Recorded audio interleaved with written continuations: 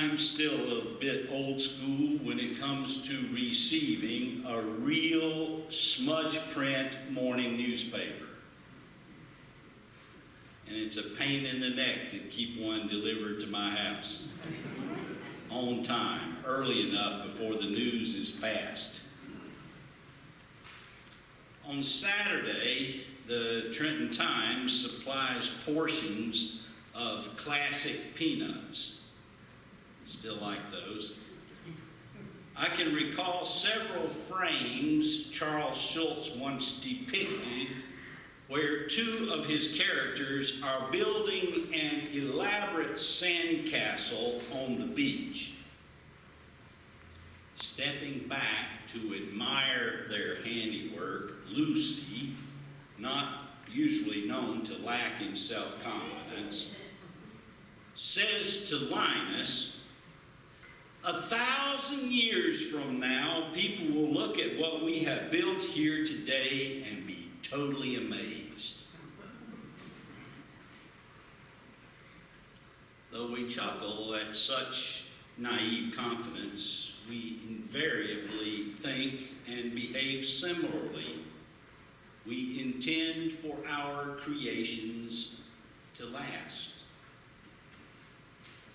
From sandcastles to billion-dollar sports arenas to national monuments, our temples prove surprisingly vulnerable and often crush us in their fall.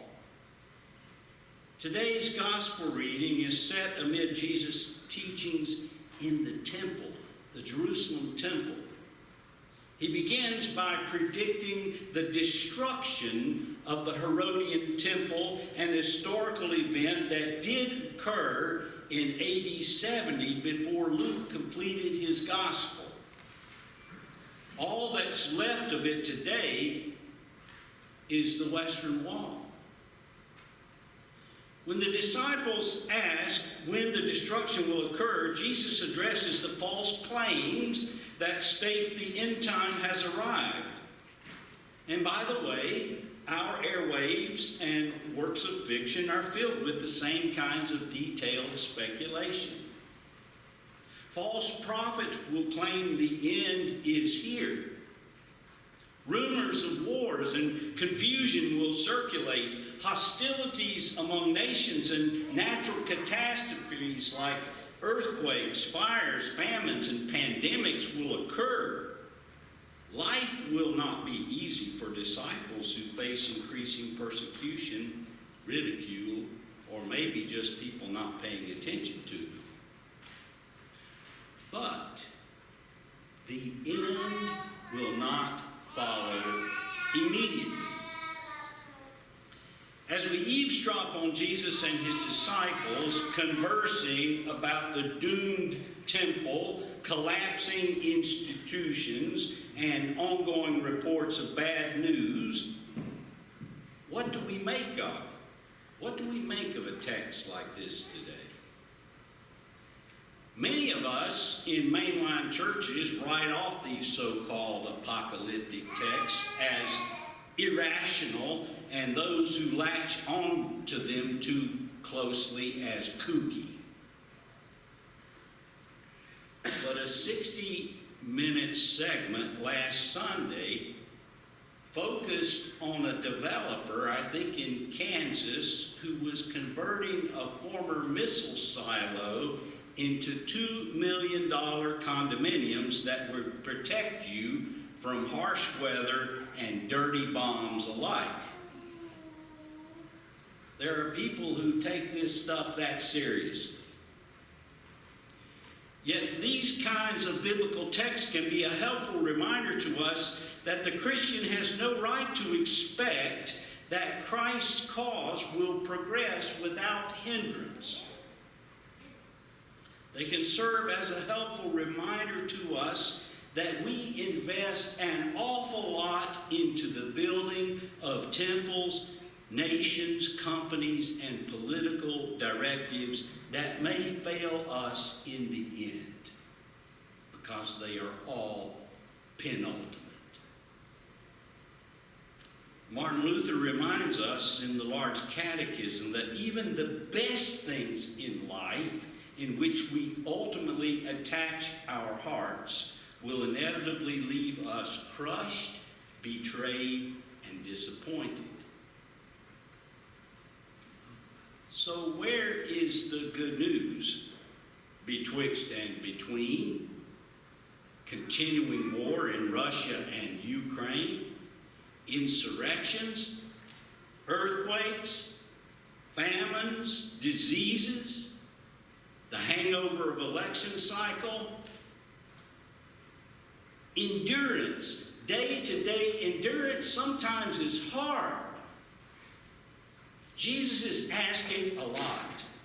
Our present weariness and anxiety make sense when you read the newspaper in the morning.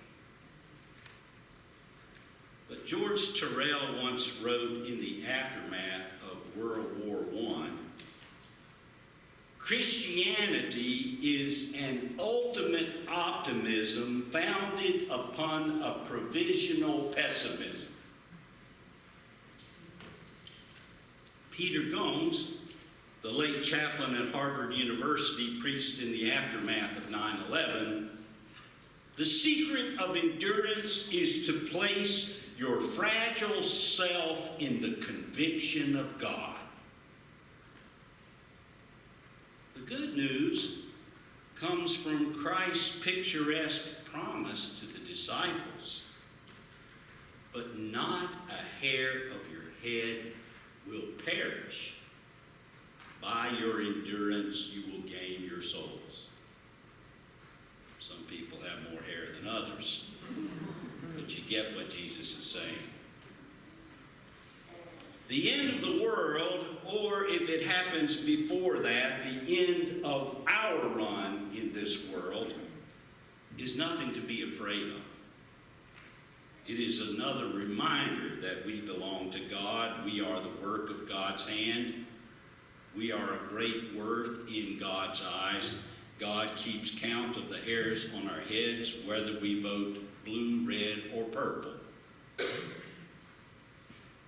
Endurance here means sticking our ground, staying the course, hanging out with God's people, expanding our generosity, praying and living the Lord's Prayer. Give us this day our daily bread. Endurance is a gift propelled by God's lasting word of hope and promise. Endurance is the gift of being held in the one place that will not crumble and fall, the place where God's warning and grace are proclaimed, the place where the one who numbers our hairs says, "This is my body given for you, this is my blood shed for you." The place is not so much a place as a body, the body of Christ, the living sanctuary that will not crumble no matter what else collapses around us. This temple will stand upon God's presence and promise. A couple was driving through the Maryland countryside and saw an old farmhouse for sale on a gorgeous piece of land surrounded by green pastures and rolling hills. They had always dreamed of such a homestead. They bought the house and proceeded to build their lives around this new home. This meant uprooting and moving away from another state, starting a new business, and borrowing the money to renovate the house. Construction on the house consumed their time and energy so much that they had little time to get to know the community around them.